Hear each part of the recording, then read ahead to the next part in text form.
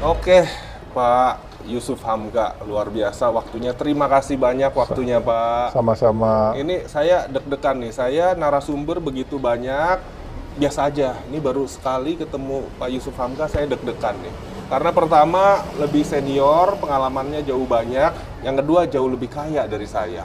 Jadi saya deg-degan nih. Oke, Pak Yusuf Hamka. Nah, saya mau nanya nih, ini kan karena kita kan bahas otomotif, karena kebetulan hujan jadi kita masuk ke dalam nih. Biasa mobil sehari-hari pakai apa, Pak? Mobil apa aja sebenarnya saya pakai, cuman Kan mobilnya banyak, Pak. nah karena mobilnya banyak, tugas saya manasin mobil. Si mobil. Jadi makanya ganti-ganti. Ya saya ada Range Rover, terus ada ya Alphard ya, ada Elgrand, terus Mobil ada- masih inget nggak sih, Pak? Ada berapa? 30 lebih kali ya? ya mungkin, 40-an tapi kali ya. kerjaannya manasin doang gitu. Ya kalau mobil-mobil kayak supercar saya sudah lepas dari supercar karena Nyetirnya kondisi badan uzur, masuknya pun badan harus bengkok-bengkok, pintunya kan kadang-kala itu. Jadi terakhir 5 tahun lalu kali ya, sebelum umur 60 saya jual-jualin. Saya juga. Gitu. sempat naik McLaren, Iya. saya sempat naik Ferrari, Lamborghini, tapi buat Semua saya udah ada ya pokoknya. iya, cuman Bugatti yang belum. Oh, Bugatti. Saya lihat mungkin Prestige ada Bugatti itu ya. Oh, boleh, Kapan-kapan boleh tuh ntar Boleh dicoba dong. test drive tuh. Boleh dong, Bugatti cuman lihat doang, itu belum. Yang lain ya kayak Bentley, Rolls Royce semua ya. Alhamdulillah udah punya, rezeki anak soleh, bukan Wih, punya lah, pernah luar naikin biasa. gitu. Keren. Nah, Pak, lalu sekarang kan hari-hari berarti pakai Range Rover ya. Itu platnya ada arti tersendiri nggak, Pak? Atau random aja atau ada arti? Random, tapi saya kepengen yang bisa bunyi, lucu. Saya beli ada plat yang namanya B1RU biru, taruh di mobil Range Rover biru. Iya. Terus B33B kayak lebah gitu Iya, kan. iya, iya. Terus bahkan ada yang B1DJI biji, Oh, gitu. ada B3TUL, Iya. terus ada yang begah, ada bejo, B3DJO, ada bebek gitu ya. Oh. Jadi ada yang juga yang lucu, yang di Audi kuning, Iya. B3RAK berak. Oh, saya gitu. pakai. Jadi kadangkala kalau pas disusun di rumah saya, itu mobil itu bisa saya bikin, saya tulis itu bebek bejo berak besar betul. Jadi ada, tapi nggak ada artinya. Pokoknya buat lucu-lucuan Buat aja. lucu-lucuan aja, Kan karena biasa- bisa bunyi aja Iya, gitu. biasa kan orang tanggal lahir, tanggal Ah. anak lahir, Enggak. tanggal kawin. Enggak, Ini kagak enggak. ada. Bener-bener Enggak. saking banyak duitnya buat lucu-lucuan Bukan aja. banyak duitnya, dikasih nomornya sama teman-teman, jadi dipakai dan saya menyesuaikan. Kayak berak, kenapa sih kuning? Ah, Anda tahu sendiri kenapa harus kuning, orang berak rata-rata kotorannya kuning gitu. Jadi pakai biru, udah tempelin mobil baru.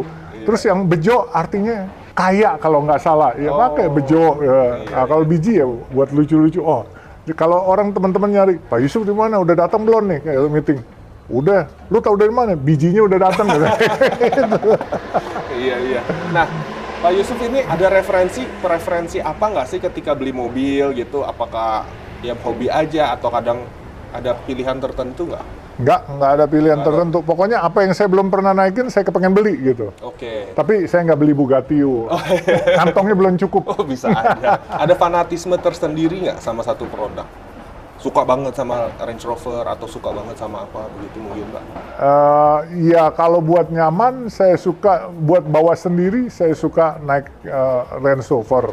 Iya. Tapi kalau buat disupirin, kalau buat kerja, mungkin Lexus one of the best buat Iya. saya. Jeepnya ya, nah, saya lagi inden 5 mobil yang Lexus LM350 tuh. Iya, LM350. Buat anak-anak, buat saya, buat direksi gitu ya, supaya pakai semuanya. Iya. Dan itu ternyata comfort sekali, terus ya, betul. nyaman dan terus ada privasinya gitu. Betul. Gitu kalau telepon, kalau ngobrol apa nggak kedengeran. Iya. Nah, Pak Yusuf itu kan sering dipanggil dengan nama Baba Alun. Itu apa sih historinya termasuk tempat ini ya? Jadi, iya, Nama saya tuh dulu Alun. iya.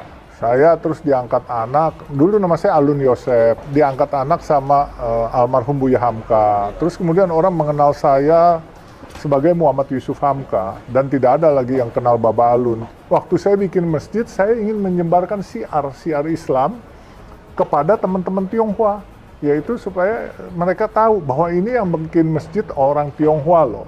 Kepada teman-teman saudara Muslim kita juga harus tahu bahwa saya ini orang Tionghoa loh, bukan orang suku India, suku Arab atau apa. Nah, sehingga saya berpikir, ya sudahlah, namanya Baba Alun aja deh. Karena teman-teman waktu saya bilang masjid Jami apa-apa, dia bilang, Pak pakai nama Bapak aja, Masjid Bapak Alun.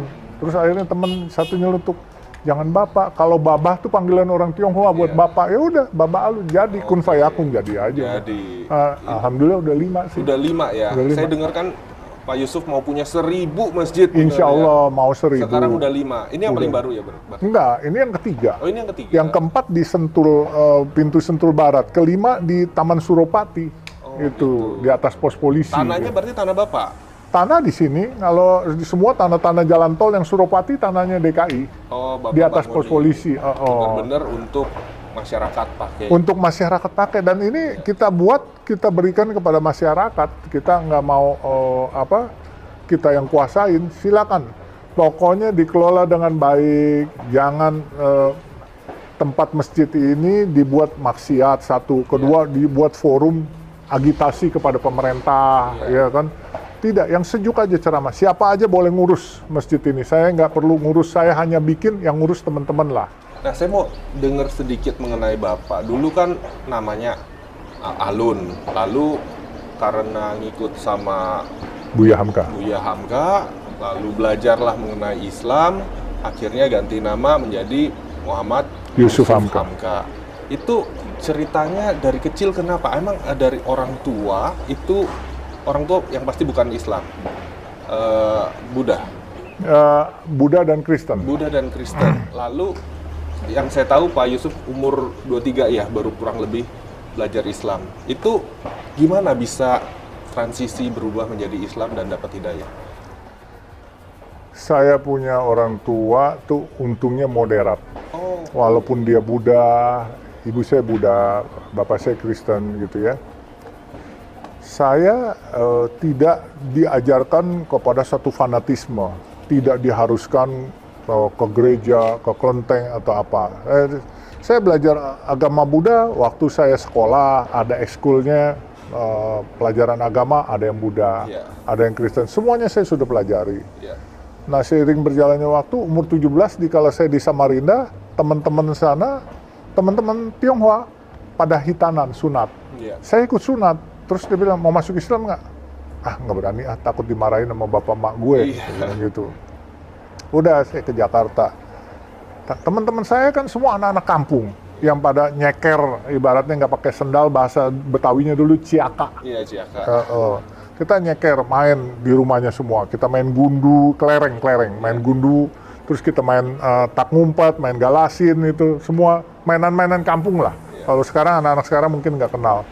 Nah, pada waktu jam-jamnya sholat, orang tuanya manggil, sholat dulu gitu. Sehingga waktu kita juga mau jogging pagi, mau ke Monas subuh-subuh, kita jemput ke rumahnya, orang tuanya bilang, sholat dulu baru pergi jogging gitu. Saya kepengen tahu apa sih sholat. Saya tanya sama teman-teman, sholat tuh terima kasih kepada Tuhan, kita ingat sama Tuhan Sang Pencipta, katanya sebelum jalan supaya diberkati, dikasih selamat dunia akhirat, dan dikasih rezeki yang berlimpah. Oh gitu. Ini terngiang-ngiang terus. Nah, dikala saya umur 23, it was 1981, ya 23-24 lah. Saya hati ini sudah dapat hidayah tapi nggak tahu caranya. Saya baca majalah, ada orang masuk Islam di Al-Azhar. Langsung saya datang ke Al-Azhar. Saya ketemu sekretaris Masjid Al-Azhar, Ustadz Zaini waktu itu. Saya bilang, saya mau masuk Islam, saya mau nanya-nanya dulu. Dia bilang, tunggu ya. Tahu-tahu rupanya dia telepon ke sebelah, ke rumahnya Buya Hamka. Dibawalah saya ke sana langsung. Saya ketemu almarhum Buya Hamka, waktu itu karismatik sekali. Saya grogi itu, cuman... Itu sendiri, itu benar-benar sendiri? Saya sendiri, saya didampingin staf. Tanpa sama ketuaan keluarga, tidak ada. Nggak bilang-bilang? Nggak bilang-bilang juga. Oke, iya. Akhirnya saya ada satu teman itu, Saya bilang, saya ceritakan saya mau masuk Islam. Dia bilang, ya udah masuk hari ini katanya. Saya bilang, saya kan harus belajar dulu. Ya belajar ikutin saya aja. Loh kok maksa? Saya bilang, enggak, gini. Dia bilang, itu Buya Hamka masih bilang, kalau engkau sudah dapat hidayah, kau mau masuk Islam, nanti Buya bilang besok, atau kau bilang besok dan Buya tidak arahkan, kalau kau meninggal dari dalam meninggalnya bukan Muslim, dosanya Buya yang tanggung katanya. Oh, saya bilang, tapi saya nggak bisa. Udah ikutin Buya. Akhirnya dituntun lah, baca 2 kalimat syahadat, asyhadu alla ilaha illallah wa asyhadu anna Muhammadar Rasulullah. Langsung sah sebagai Muslim katanya.